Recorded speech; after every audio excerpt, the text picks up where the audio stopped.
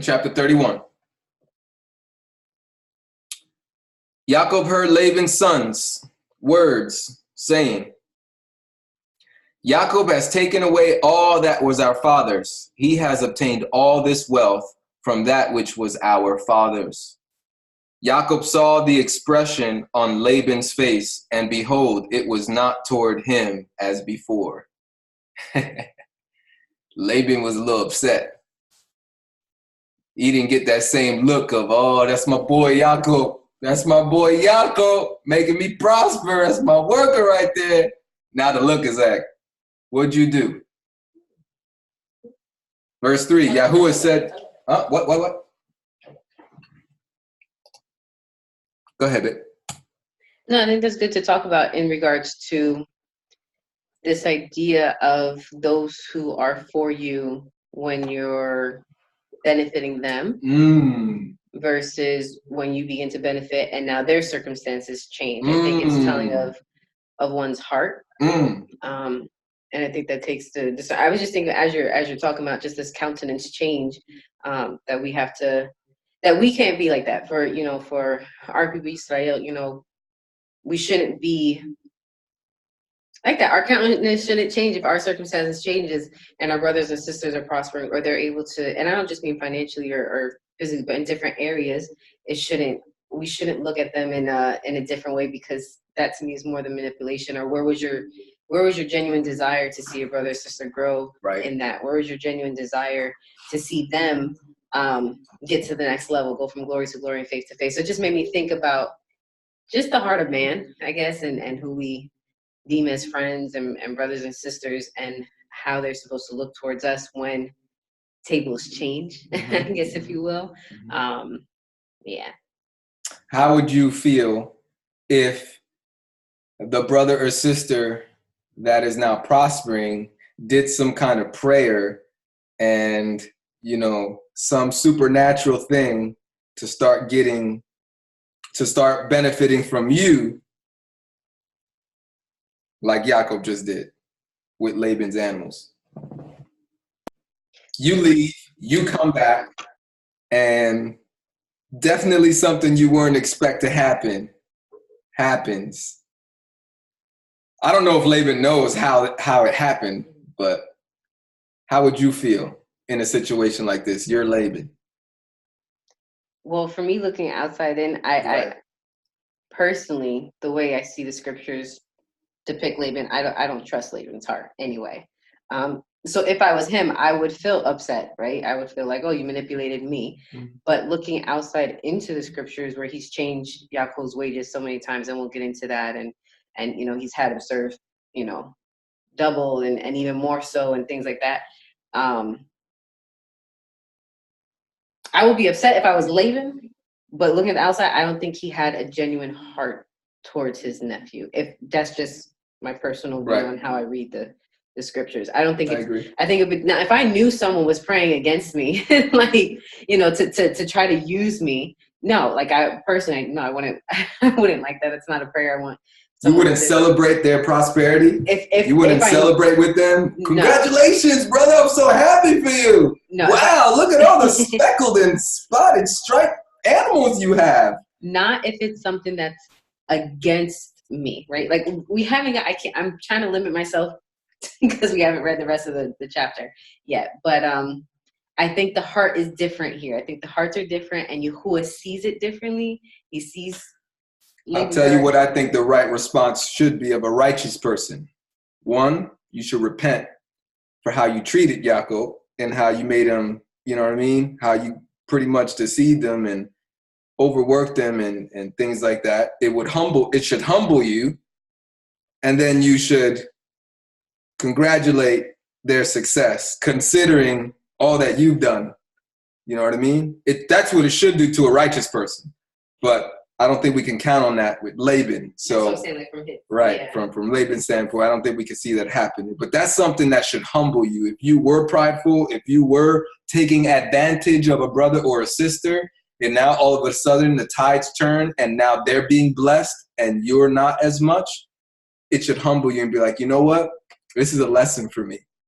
This is a lesson for me.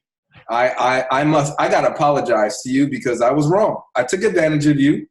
I saw that God was blessing me while you were with me, and I didn't really show my appreciation.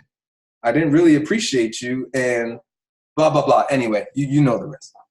Anybody else want to say something real quick before we keep going? I think I saw some hands. Jeff. Yeah, did we read verse 11 through 13? No, we're not there yet. Yeah, we only got to verse 2. That's what Milo's looking at. She's looking at that. We'll get there. All right, let's go. Okay, I have my hand. Milo, go ahead.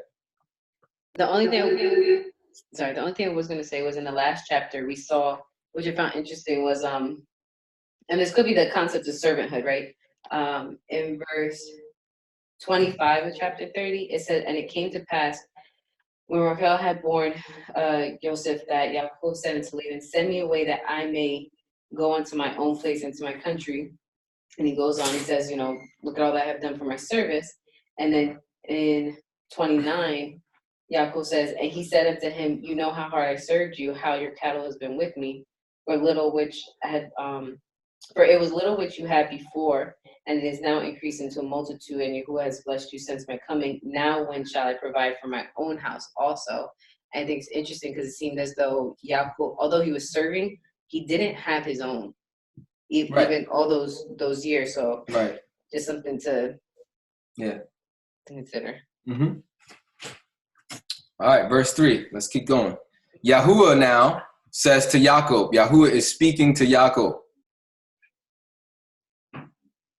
Okay, again, interesting. Yacob has interactions with Yahuwah. He gets to speak to him, right? And if, I'm just saying if, as in maybe, Yacob doesn't really have an allegiance yet to Yahuwah. He hasn't made his own personal commitment. The fact that he's having conversations with Yahuwah would be unmerited favor. That would be mercy. That would be grace, right? That's considering if that is the case. I think it was Genesis 28 that we had read of what Yacob said before he left his home, to go find a wife. He kind of made a vow, right?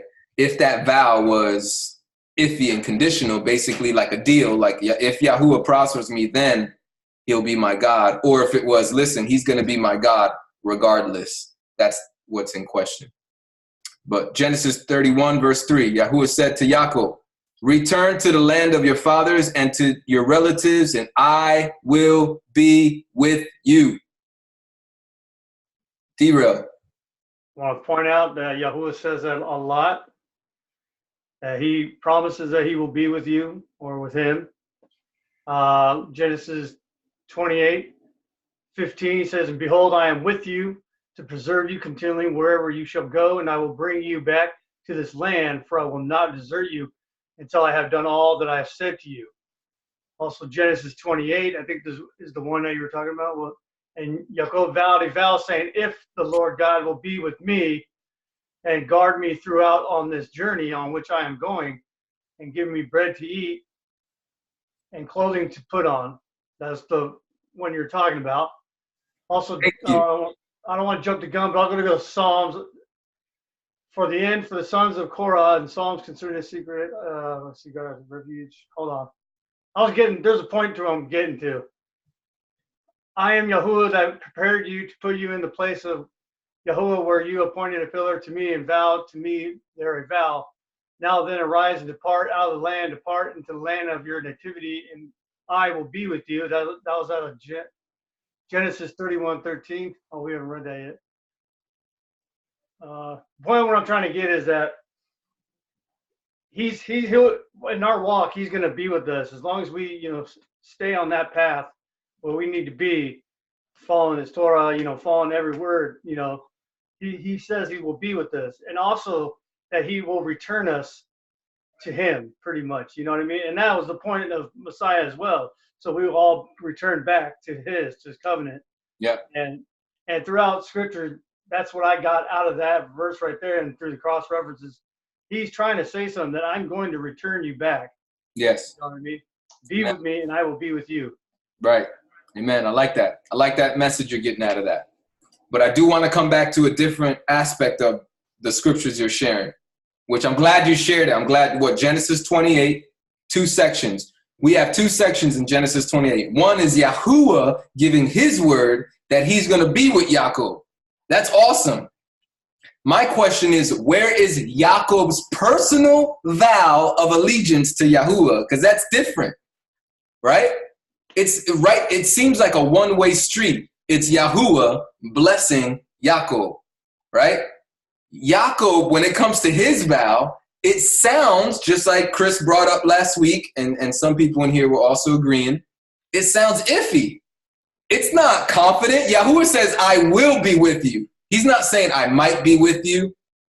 Maybe I'll be with you. He's saying, no, I'm going to be with you, right? And what's Yaakov's response? If Yahuwah be with me. So it sounds like he's not even really believing what Yahuwah just told him. Yet, what do we see happening? Even though, again, this is what we're bringing up, a possibility. Yacob never made a personal commitment to Yahuwah.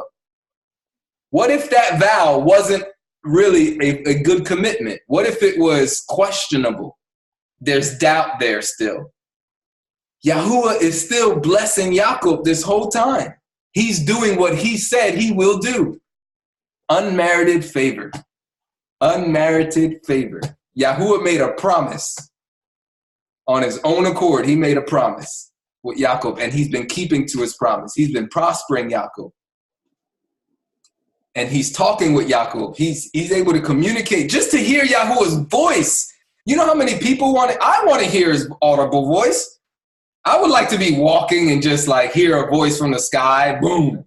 You know what I mean? Do you know how many people would love to hear from Yahuwah? Yacob gets to do that. And I'm not talking about in your heart, because Yahuwah speaks to me all the time. And discernment, he speaks to me in my heart, in my mind. He gives me the thoughts of where he wants me to go, what he wants me to do. I'm not talking about that. I'm talking about audibly. Okay? I think that's another level. Okay? Here it sounds like Yacob's having that kind of relationship with him. Unmerited favor. So thank you for going back to Genesis 28 for us, D-Rail, because, again, your translation also makes it sound like, he says, if God be with me. So it also makes it sound like it's questionable. Ezzy and then Milo. Okay, I'm going to Genesis 28 too. Can you hear me? Yep. Okay. Loud and clear. I don't think I caught this before, but it says in verse 16, and Yacob awoke from his sleep and said, truly, Yahuwah is in this place, and I did not know it. So, and this is right before he makes his vow.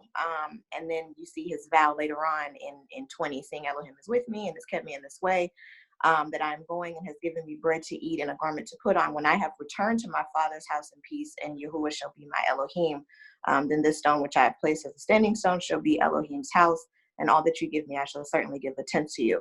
I think it's interesting how in a place where Yahuwah is already dwelling, Yacob is sent away, where and clearly he doesn't have a certain level of faith. Then you have in Genesis 12, well, in Genesis 11, no, it is Genesis 12 verse 1. It says, and Yahuwah said to Abraham, go yourself out of your land, from your relatives and from your father's house to a land which I show you. And this is where Abraham is being called out from a place of his relatives and from his father's house to the dwelling place of Yahuwah. So you have Yacob already in a place where Yahuwah dwells, being called out from that place after he has deceived his father. And then you have him returning to this place, in where we're at now in Genesis 31. He is now being told that he can now go back to the dwelling place of Yahuwah. Yes, it is his father's place, but now you are being welcomed back to covenant with me, is what I see. After he has now either learned his lesson, repented, had a level of faith, whatever this trial period that Yacob is going through, he is now being welcomed back into his father's house, back into the kingdom. And I just think that is amazing, seeing the difference between Abraham, who has a certain level of faith already, or has something about him that pretty immediate, right? Abraham pretty much believed Yah. And it was counted to him. It was counted to him as righteousness. Is what the scripture says, right? Right. Right. But then you have Yacob growing up in a place that is full of Yahuwah, full of, belief and righteousness and faith, yet he's still doubting and literally being sent away and now being allowed to come back now that he has grown and matured in his faith. I just think that it's an amazing, it's amazing to see, and I can relate to that. So that was all. Interesting perception. Thank you for sharing. Milo. I'm not gonna say I'm gonna question his faith or his knowledge of Yahuwah, because I'm just thinking I like that we also brought up another aspect last time. A point of view was how many of us have said, Yahuwah, if you do this, I will do that, and we were with him. We were, but I mean, then again, okay, that could question part of the faith, the depth of faith. I don't consider my walk starting until after. That's interesting, because I know in my walk, there's been times I say, Yahuwah, if you do this, I will do this, like making these conditional. Yeah, when I said that last week, I just want to clarify. Okay. When I said that last time, I was saying a lot of us do that to start our relationship with Yahuwah. That's the type of prayer I'm talking about. I'm not talking about a lot of other deals like Yahuwah, I'll go stronger for you, or I'll go harder for you, I'll do more for you. I'm talking about I will give my life to you. I will serve you for the rest of my life if you do this for me.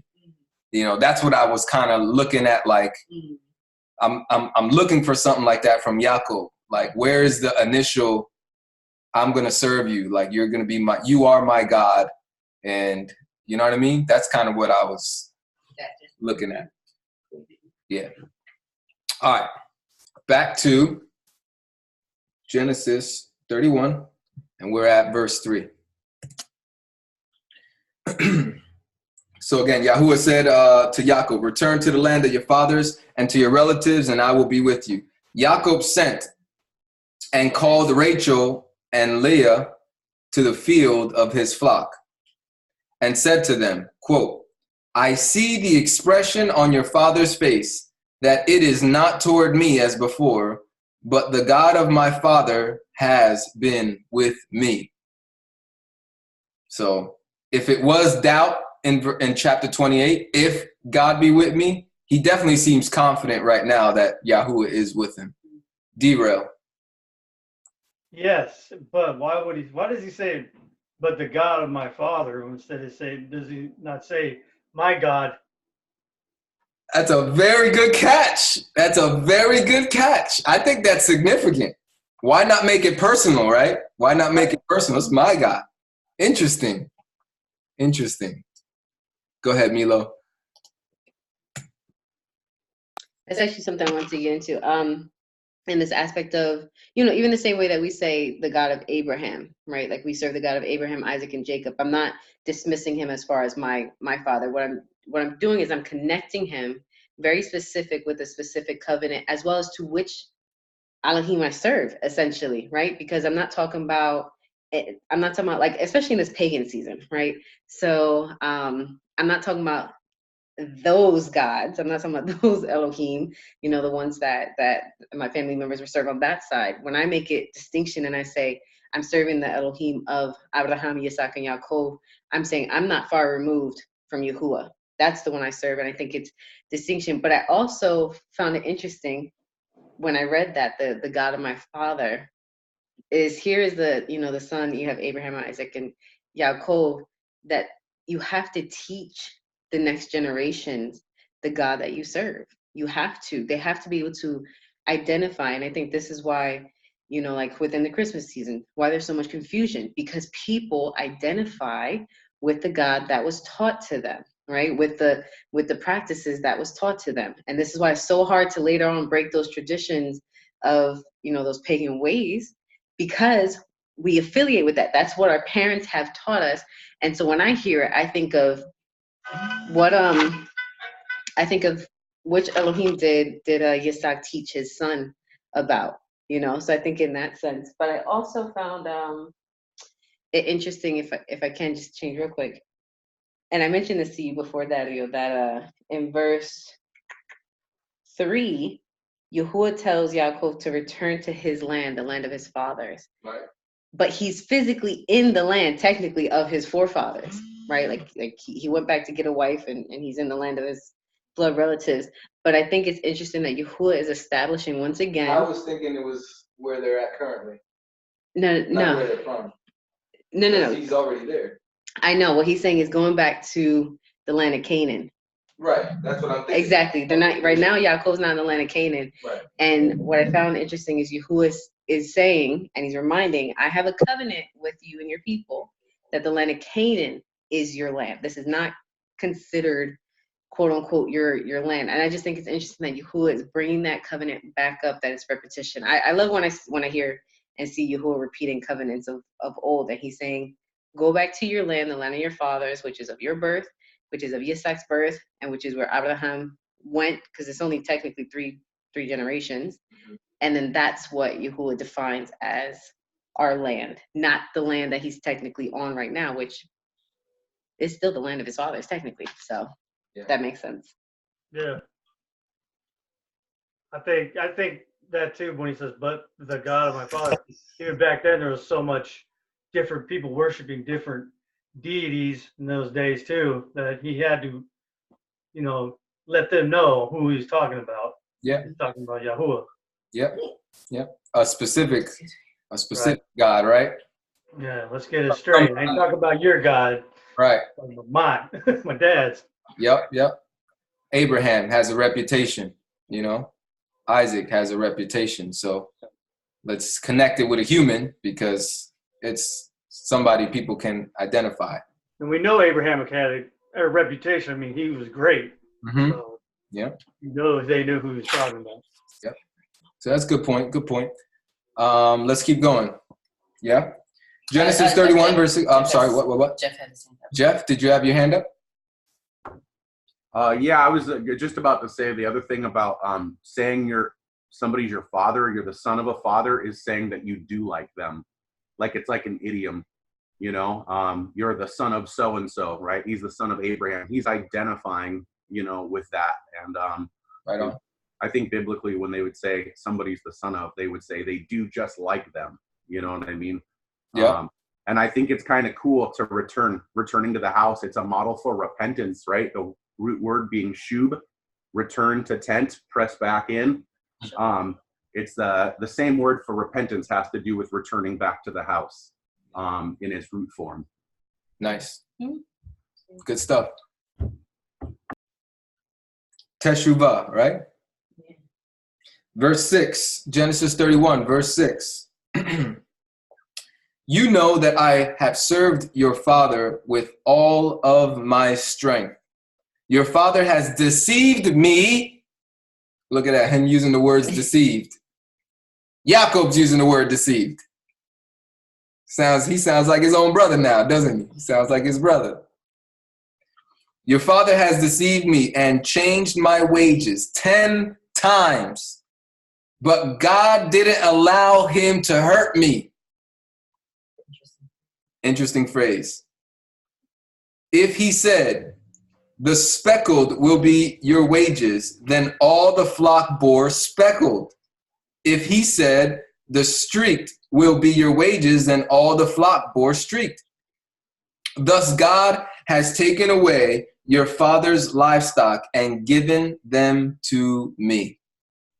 Bold. During mating season, I lifted up my eyes and saw in a dream, and behold, the male goats which leaped on the flock were streaked, speckled, and grizzled. I have grizzled. The angel of God said to me in the dream, Yacob, and I said, here I am. He said, now lift up your eyes and behold, all the male goats which leap on the flock are streaked, speckled, grizzled. For I have seen all that Laban does to you. I am the God of Bethel. Bethel means the house of God. Think you might like that, Ezzy. I am the God of Bethel, where you anointed a pillar, where you vowed a vow to me. Now arise, get out from this land and return to the land of your birth. What does that say about the vow that he made? D-Row, I see you, brother. I see you. I see you. Verse 11, does it say, and the angel of God said to me in a dream? Yes, for me it says, angel of God said to me in a dream. Okay, verse 13, we're talking about, I am God that appeared to thee. Verse 11. Oh, he's trying to get to the oneness. Oh, Septuagint. You got the Septuagint. Yes, 13 What says, does it I say? am God. Okay, look. Verse 11 says the same as yours. Verse 13 begins with, I am God that appeared to thee in the place of God. How's that? That's an angel or is it God? Oh, I see what you're doing here. He's trying to catch the oneness. Yes. What does verse 11 say for you? And the angel of God said to me in a dream. Okay. And Jacob said, what is it? Mm-hmm. Like, what is it? 13, I am God. Because they're messengers. He's delivering a message verbatim. Oh, so you're saying he's delivering a message from God, so it's written. God That's says, all I I'm am saying. God. Nah, I like the oneness. I like where D-Rail's going. Exactly. But he ain't no angel, right? Yeah, he comes. He manifests himself as an angel. Remember we read in Genesis where he comes. Yahuwah came down as 3 men. Yep. Were they angels? They were. One wasn't. One definitely was Yahuwah. Yeah. But there were 3 men, and it's questionable because Yahuwah says, "I will go over there into Sodom," but only 2 of the 3 persons went and gave the message. So it's a debate. Some people believe it was Yahuwah in all 3 of those men. Yeah. You know, all at the same time. But definitely I don't see if Yahuwah can become a human, if he can become a person, why can't he be his own messenger? You know? So he comes as a messenger, probably looking a little different, you know. Let's go back. Genesis 35:7. And he built there an altar and called the name of the place Bethel. For there God appeared to him when he fled from the face of his brother Esau. Right. And right here in 13, he's saying, I am God that appeared to thee in the place of God. Yes. I'm not a God, right? I am the God, the one that you actually made this pillar, right? Yep, I am. You anointed the pillar. Yahuwah, God, not Yahuwah, not Elohim, an angel, or some lesser God. I got goosebumps. I like that, D-Rail. I'm with you, buddy. It's okay if some disagree. It's all right. Verse 13. I am the God, Ton Theon in Greek, the God of Bethel, where you anointed a pillar, where you vowed a vow to me. Now arise, get out from this land and return to the land of your birth. I asked the question, what does this mean about the vow that he originally made? Yahuwah is recognizing at least that it was a vow, right? He said, you made a vow to me. Interesting. Milo. Yeah, that's what I want to get to. I'm going to read Deuteronomy 23:21. I know it's later on, but I think the concept still stands, and I think it's the right scripture. 23:21, and the wording says, when you make a vow unto Yahuwah your Elohim, you shall not slack to pay it, for Yahuwah your Elohim will surely require it of you, and it will be a sin. It will be sin in you. But if you shall forbear to vow, it shall be no sin in you. And they're talking about different vows and stuff like that. But I think it's in offerings. I think it's very important that we let our yes be our yes and our no be our no. I think that's what I'm getting to when Messiah says that. So And anything more is of the evil one. Like, you need to keep what we say. And this shows me that Yahuwah hears. And when we're making a vow to him, he remembers and he's looking for us to keep that vow. So I love that he acknowledges it, that he remembers what Yacob has said in this exchange. And then he's also telling him, I'm going to be with you, go back. Let's complete this now. Now it's time to complete it. So. Amen. So pretty much don't take on anything you don't think you can handle, and definitely don't say I can do it, Yahuwah. You're better off just not saying nothing at all. Right on. Ezzy. Yeah, I was just going to say, I really think that we're seeing the start of what Yacob's heart or his, I don't know if I want to say his faith, his obedience towards Yahuwah, because, later on he's wrestling with him, but I think we're seeing the wrestling even now from Genesis 28 to now. I mean, he's literally heard from Yahuwah, and you're not moving in haste. You're just, you're still trying to have control over this situation, and he's coming to him in a dream, and there should still, I think I would have a certain level of conviction to leave, but there's still like this wrestling.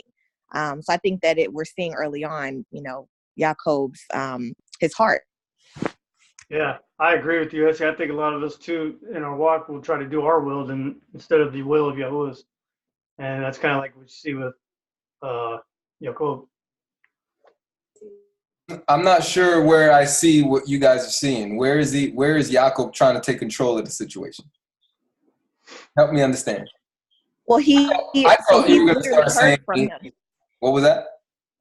I was going to say he's literally heard from him. In verse 3, it says, and Yahuwah said to Yacob, return to the land of your fathers and to your relatives, and I am with you. Right. And it's unless the later verses 13 is expounding on this, it looks like two different situations where he is hearing from Yahuwah, in his waking life, and then later on it shows where he's talking about a dream. So is he expounding on what was said in verse 3 to Rachel and Leah, or are these two different situations? Because I thought they were two different things. No, it looks like just a repetition, another encounter. So I was thinking his will back in chapter 28, when he said, if you be with me, then I'll do what you want. I mean, I wasn't expecting an immediate, okay, let's pack our things up and hurry up and leave. There's a conversation happening. Jacob's talking. I don't see that he's trying to control the situation.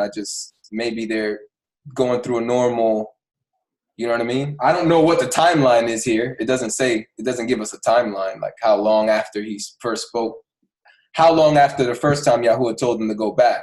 It doesn't really give us a timeline. It's just a conversation happening right now. Yacob gets his two wives together, right? And he's explaining to them what happened. Your father deceived me. He's not liking me right now. And then Yahuwah comes as a messenger, repeats himself, go back. That's where we're at so far. Let's keep going. But that's where, I'm sorry. I was just going to say that's why I say that it looks as if there's a little bit of wrestling. I don't know if take control is the right thing, but he made a vow that, once there's peace in his father's house, then he'll return back home. Or let me not paraphrase it. So in his vow, he says, seeing Elohim is with me and has kept me in this way that I am going, and has given me bread to eat and a garment to put on. So he's provided for him. When I have returned to my father's house in peace, and Yahuwah shall be my Elohim, then this stone, blah, blah, blah. We have here in verse 31, he has been provided for. His wages were nothing. So he left with speckled and spotted rams and goats. And here Yahuwah is providing for him once again. And before Yacob is talking about his father's face is turned and, he's cheated me out of my wages, Yahuwah has already spoken on the matter, saying, return to the land of your fathers and to your relatives, and I am with you. I was thinking from the previous vow, Yahuwah has returned on that vow. He is providing for him. He's with him. He's given him more than enough in abundance. And now it's time to return. But yet Yacob is, looking at the deception and pointing all these things out to Leah and Rachel when Yahuwah has already told you to leave. So that's where that's I understand. I understand what you said. I don't see that narrative the way you're breaking it down. I don't see the narrative here like that. It doesn't look that way to me. It simply looks like they're having a normal day. Yacob heard from Yahuwah. Now he's talking to his wives. He's having a conversation with them, and Yahuwah sending another angel to repeat the message again. Let's keep going. Let's keep going so we can cover more ground real quick. Verse 14. Rachel and Leah answered him. So they're just having a conversation. Rachel and Leah answered him, "Is there yet any portion or inheritance for us in our father's house? Aren't we considered as foreigners by him? For he has sold us and has also used up our money." So these are the girls talking, the daughters. Interesting. "For all the riches which God has taken away from our father are ours and our children's. Now then, whatever God has said to you, do." Then Yacob rose up. Okay, so I don't know if that's rose up in the morning, if it's the next day, or if he was just sitting down while he was talking in that moment and got up, so they're still in the same day. I'm not sure. There's no timeline here. So Yacob rose up and set his sons and his wives on the camels. Looks like he's getting ready to get away. And he took away all his livestock and all his possessions which he had gathered, and including the livestock which he had gained in Padan Aram, to go to Isaac his father to the land of Canaan. So it sounds like they're packing up, getting ready to go. Go ahead. I'm just trying to move. I know, but you guys are asking for time. Or I'll wait till we get to the verse then. Never mind. Verse 19. Now Laban had gone to shear his sheep, and Rachel stole the teraphim that were her father's. Yacob deceived Laban, the Syrian, in that he didn't tell him that he was running away. Milo doesn't have deceived. I don't know if anybody's got a different translation. Let me see. ISR says, and Mine says stole. He stole the heart of Laban the army. Okay. Yacob deceived Laban the Syrian in that he didn't tell him that he was running away. So Did the matter. To me, it almost sounds like Jacob's pretty much doing this as quickly as he can. Yeah. Quick enough not to even tell Laban. Verse 21, so he fled with all that he had. He rose up, passed over the river. There goes that word rose up again. Like, what does that mean? Like, did another day pass or something? I mean, did he just get up again from sitting down? He rose up, passed over the river, and set his face toward the mountain of Gilead. Might not have rose up. Okay. Laban was told on the third day that Yacob had fled. So look, it's 3 days from the time Yacob fled, and Laban's just finding out about it. He took his relatives with him and pursued him 7 days' journey. He overtook him in the mountains of Gilead. God came to Laban the Syrian in a dream. You see, again, here we go. Yahuwah speaks to Yacob. He appears to him in a dream. He sends him messengers, but he's also speaking to Laban.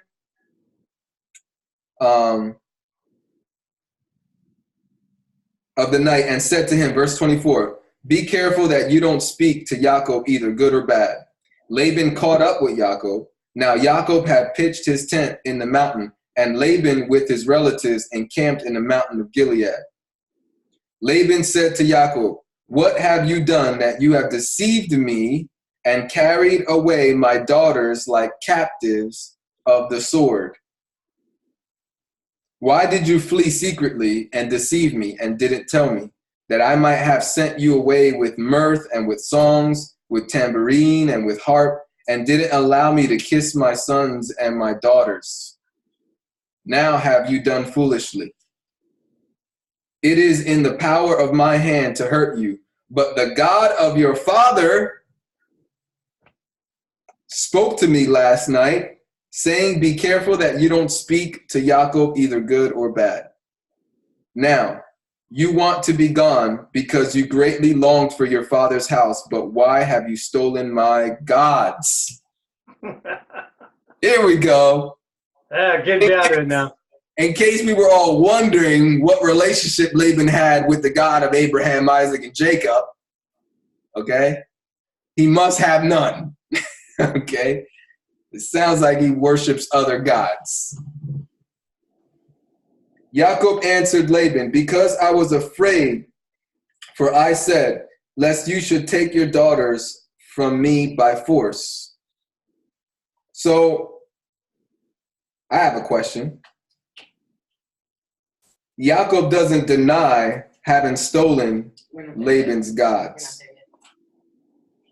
Just, can I share my thoughts as I'm reading along? Miss Lady who likes to read ahead. I'm just sharing my thoughts in the moment. Okay, I find this exchange of words is very interesting. Laban says, now you want to be gone because you greatly longed for your father's house. But why have you stolen my goods? There's an accusation here. And Yacob doesn't deny it. He just says, Yacob answered Laban, because I was afraid. I stole your gods because I was afraid, for I said, lest you should take your daughters from me by force. Anyone you find your gods with shall not live. Before our relatives discern what is yours with me and take it. For Yacob didn't know that Rachel had stolen them. Okay? He didn't know. But he answered as if he did know, because he's probably scared or he's probably nervous or something, So he didn't even say, no, I didn't steal your God. He's just saying, because I was scared. But now we're seeing through the narrator, Yacob didn't know. Verse 33, Laban went into Jacob's tent. Hand raised? Oh my goodness. I want to cover it there. Go ahead. It sounded like when you were reading your version, it said, I have stolen your gods because. What verse did you read that from? It didn't say, all right. Oh, because it sounded like you were reading. Verse 30. Now, Laban says, now you want to be gone because you greatly long for your father's house, but why have you stolen my gods? Mm-hmm. Laban says, Laban is not talking to Rachel. Laban is not talking to Leah. Laban is not talking to any of the servants. He's not talking to any of the animals. He's talking to Yacob.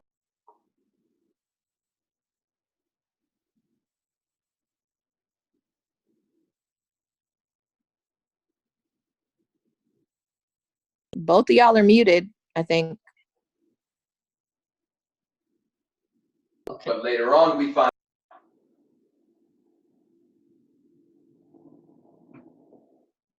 Okay, I see. Because I heard something wrong. What I would say is he's answering two different questions. If I may. When Laban first started in verse 27, the initial question is, why did you flee away secretly and steal away from me and did not tell me that I might send you away? And then he's talking about his daughters, and have not suffered me to kiss my sons and my daughters. That's one aspect. Why did you run away with my daughters and all these sons that you have and children? Right. And why did you take away my gods? Sure. And then I would say Yaakov's responding to both. I ran away with your children because I was afraid. Yep. But I had nothing to do with the second aspect. So I just. Sure, that's fine. Okay. Yeah, I get it.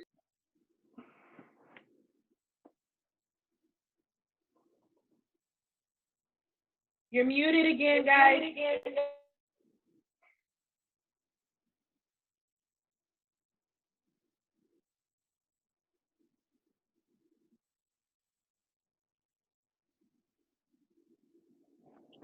Am I the only one that can't hear? We can't either. Nope, y'all are. No, I can't hear either. Yeah, they're muted. Doesn't seem like they can hear us either. Their faces aren't giving that away. Right. You can tell Dee's talking. He's reading. Mike, check. Our service has been messing up all day. Ours is always terrible. Hello. Come on, look at the screen. Look up. Look up. Yo. Maybe if we make really quick jerky motions out of the corners of his eyes. Look up. Someone text him. Do you have a phone? Well, this is the longest he's looked down all day. Come on now. Oh, it is. Both of them. He's going to read the whole chapter. No. I'm going to call him. Yeah, there you are. Hey. I'm muted the whole time. There you Sorry. go. There he is. Did you read it all? Did you get it all read? Yeah, I'm done. I'm finished. I finished it already. I'm done. Oh, my goodness gracious. I'm going to have to edit that part out. All right. I wanted to continue. Verse 34. chapter 31 or 33. 33. Laban went into Yacob's tent, into Leah's tent, and into the tent of the two female servants, but he didn't find them. He went out of Leah's tent and entered into Rachel's tent. Now Rachel had taken the teraphim. I wanted to look up that word teraphim. I found that the word is just Hebrew for teraphim, and it means idol. It means family idol or shrine and all this other stuff. That's what I was doing while I was muted. He put that, Rachel had taken the teraphim, put them in the camel's saddle. So she's sitting on top of them. Laban felt around all the tent, but he didn't find them.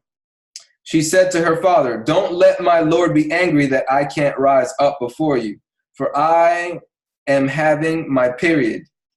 He searched, but didn't find the teraphim. Yacob was angry and argued with Laban.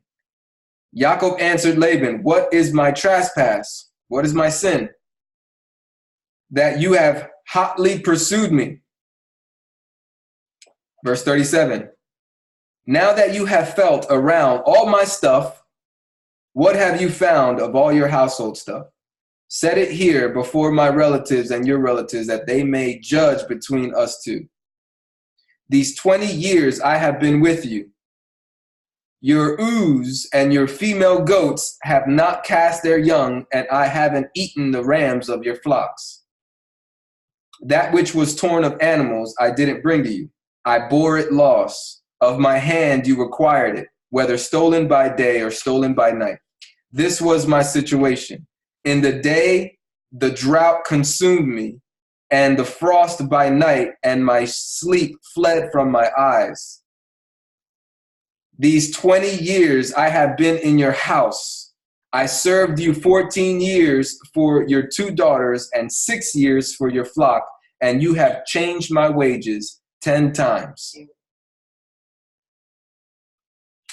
Go ahead. Okay, this is where I want to get a little bit into the timeline, because I think it clarifies with the 20 years. So we know that 14 years, 7 and 7 was for each daughter.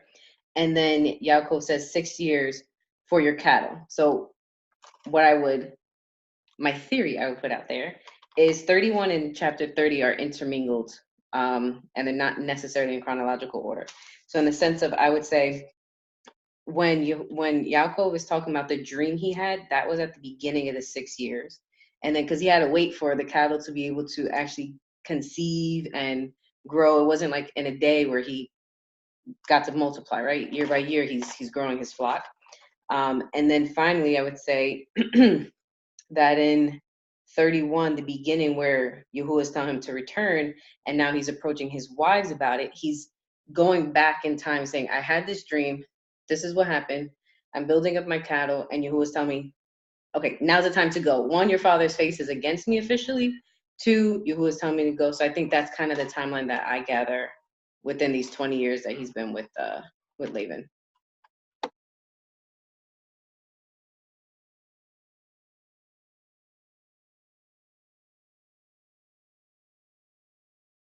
You are muted.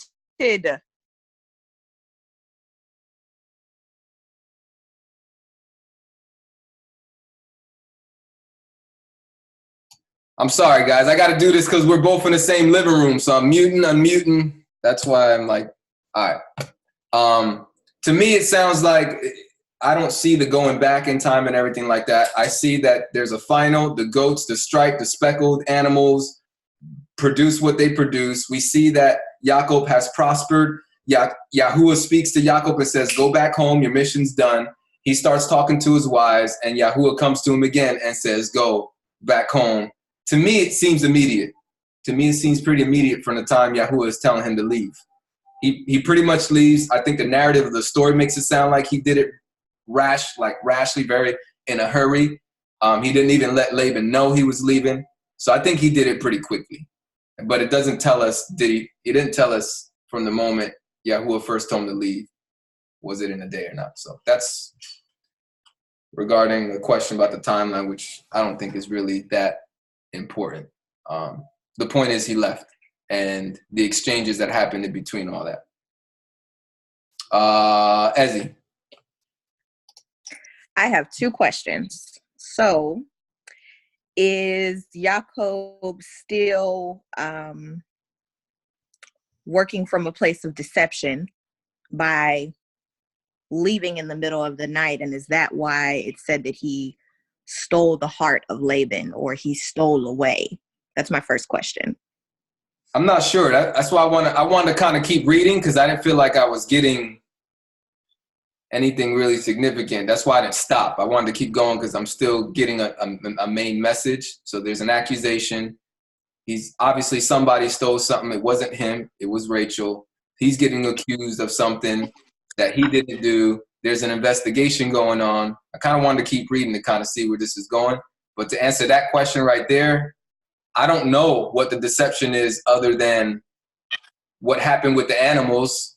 I mean, he's doing stuff with the rod, and he's putting his hand in making this happen. It's not just a natural miracle that he just sat back and did nothing. He definitely did something to influence this miracle. So I don't know if it's about that, or if it's deception in the sense of he's running away. There's no, like, when you quit your job, it's good that you would let your boss know and give them a notice. Whose mic is that? It would be good that you give them a heads up, a notice, rather than just leaving your job. And I think that's kind of like the relationship that's here. Other than that, I don't know what deception Laban's talking about, other than the idols. Some of his idols are gone. So it's like, yo, you stealing, you're not just going away with your stuff, you're going away with some of my stuff that's not yours. And you didn't let me say bye to my daughters, things like that. So that's what it sounds like so far. Verse 42. Unless the God of my father, the God of Abraham, and the fear of Isaac had been with me, surely now you would have sent me away empty. God has seen my affliction and the labor of my hands, and rebuked you last night. Yacob's getting bold now. Verse 43. Laban answered Yacob, the daughters are my daughters. The children are my children. The flocks are my flocks, and all that you see is mine. What can I do today to these my daughters, or to their children whom they have borne? Now come, let's make a covenant, you and I. Let's make a deal. Laban's a little New Yorker too. I think Yacob and Laban, they're both New Yorkers. They be trying to make deals and stuff. He's like, Laban's like, give me one more chance. Let's make one more deal. One more deal. It says, now come, let's make a covenant, you and I. Let it be for a witness between me and you. Yacob took a stone and set it up for a pillar. Yacob said to his relatives, gather stones. They took stones and made a heap. They ate there by the heap. Laban called it Yagar Sahadutha, which means witness heap. But Yacob called it Gilead, which means witness heap in Hebrew. One is Aramaic, supposedly, and one is Hebrew. Interesting. We got Aramaic and Hebrew, right? Two distinct dialects of the Semitic language in the Old Testament. Very interesting. Verse 49. And Mizpah, for he said, Yahuwah, watch between me and you when we are absent one from another. That word Mizpah. We go H4709. Watchtower. Is it vision? I see watchtower in the BDB definition. It says, and the vision. In the vision, huh? Well, watchtower, vision, yeah. See, same thing. Verse 50. So they're piecing things out. So what's the deal here? Let's make a covenant, you and I. Let it be for a witness between me and you.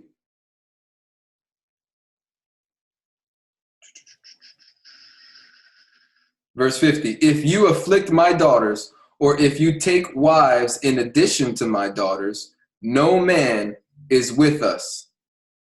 Behold, God is witness between me and you. Interesting. Laban said to Yacob, see this heap and see the pillar which I have set between me and you. May this heap be a witness and the pillar be a witness that I will not pass over this heap to you, and that you will not pass over this heap and this pillar to me for harm. So I'm not sure what you guys take from 50. It sounds like Jacob's not allowed to take any more wives.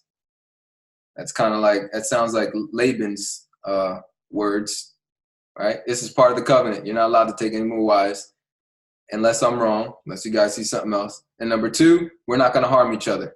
We're not going to cross this section to fight each other. All right? Verse 53.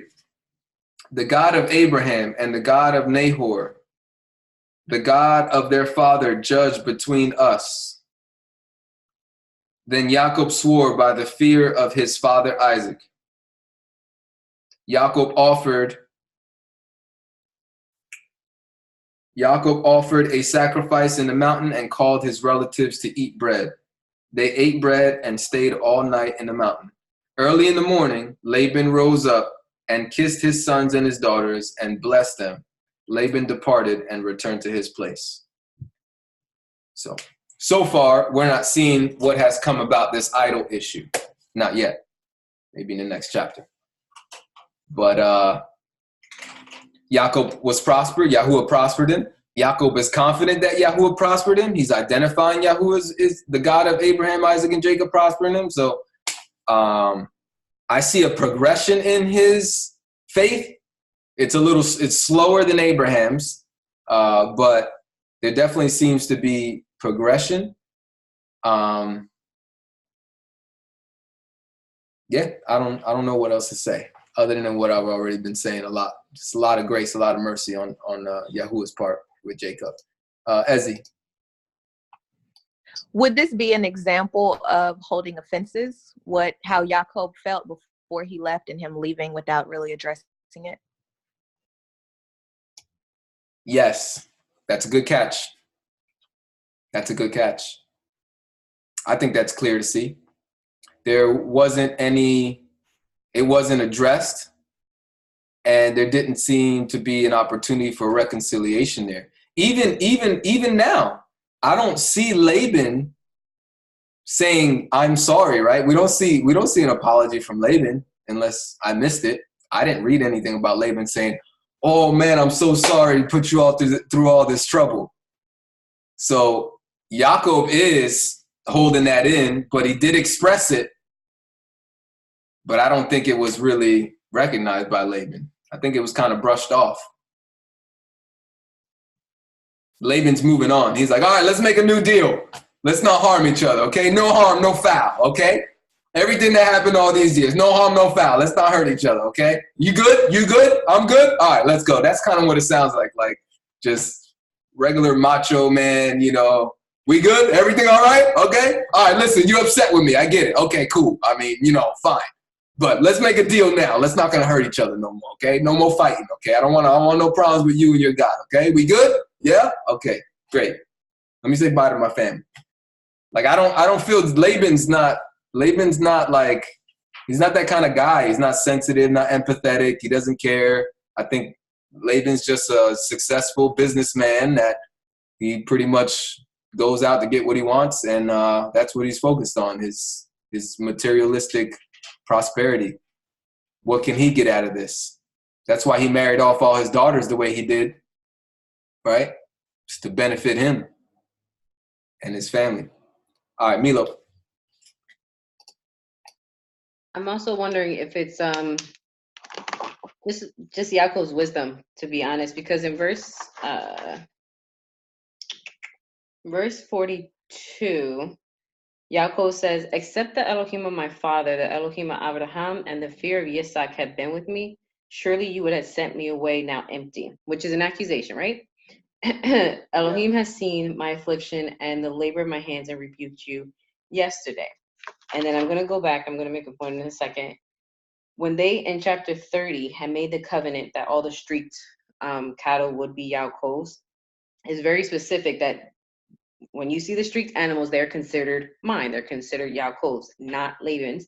Because in 34 of chapter 30, Laban said, behold, I would it might be according to your word. And then they removed the separation of the cattle. And now we know Yaakov has his own, Laban has his own.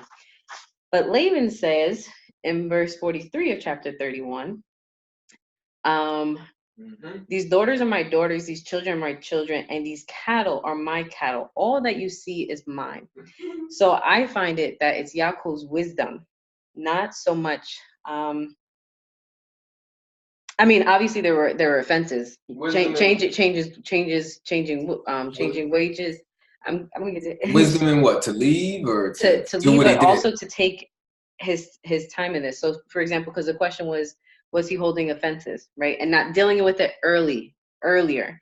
And I feel like it was in his wisdom to not deal with it earlier, because I do believe Laban would have sent him empty-handed, just because of the character. Even his daughters testify that he's got all our money. He took our inheritance.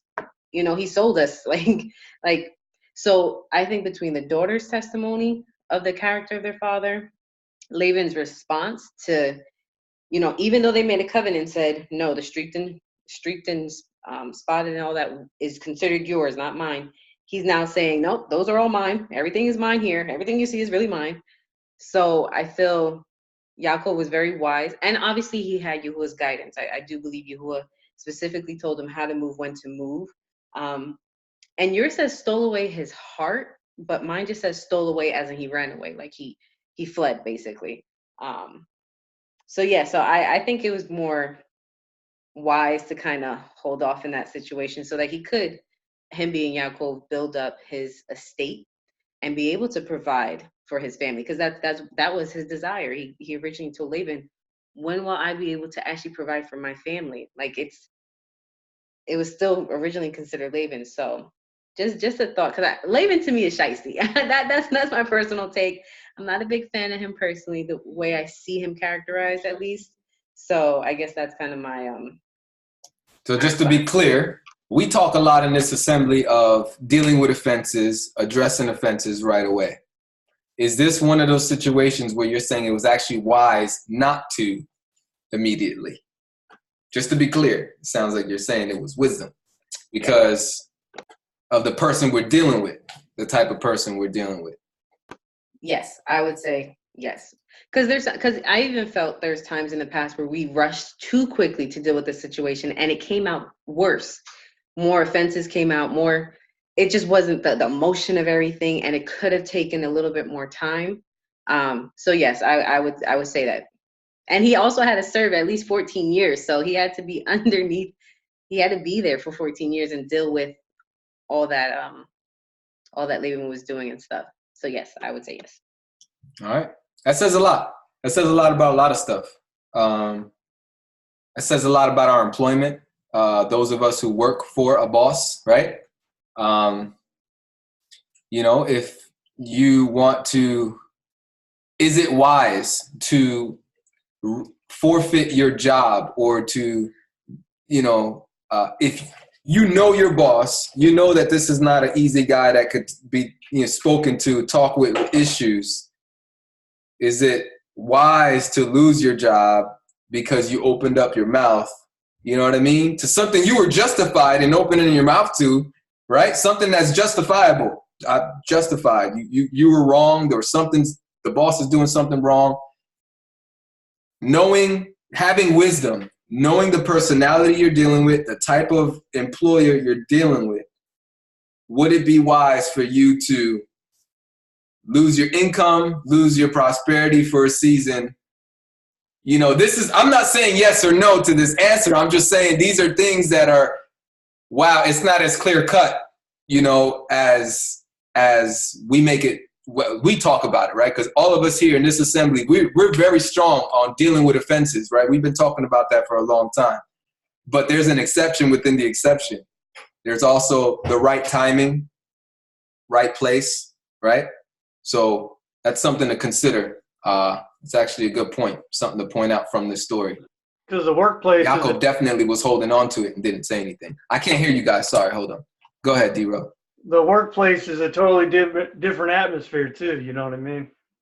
So be wise to think about first. Yeah, we're talking about the place where you get money, you get, you know what I'm saying? This is where you get paid, right? It's not like, you know, Bread and butter.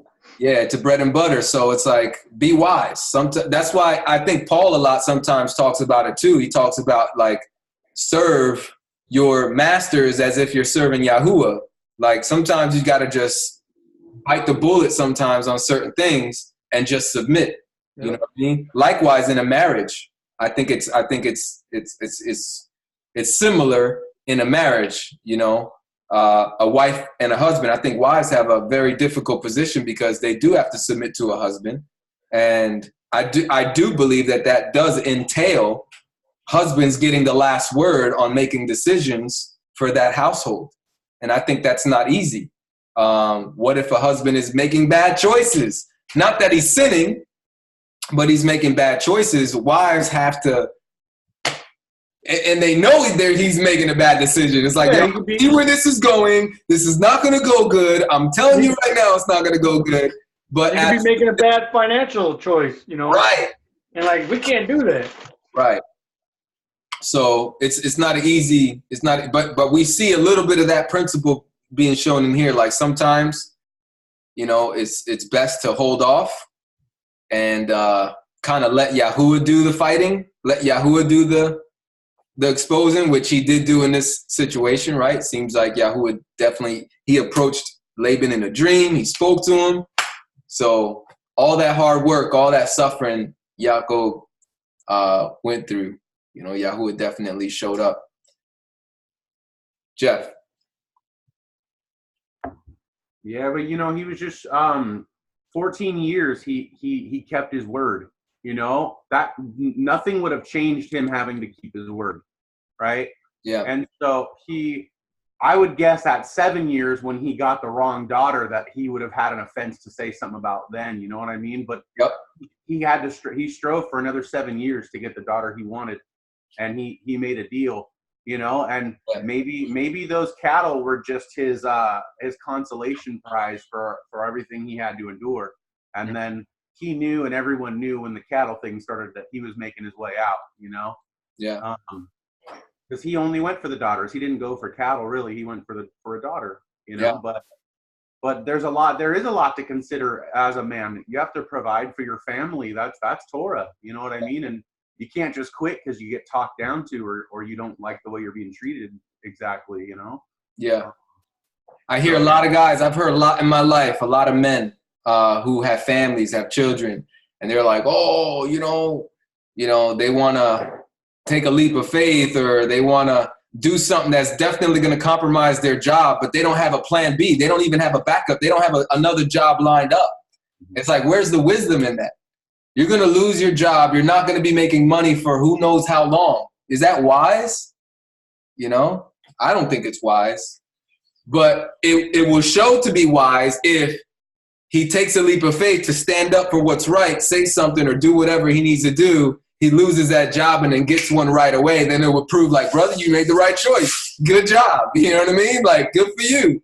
But me, I do the job first before I say something. Right. I would like to use a little wisdom. You know what I mean? Have the plan set up first.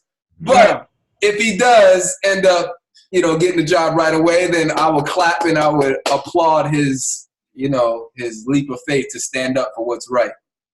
Great job. Yeah. All right. Let's end there. That was Genesis chapter 31. Excellent.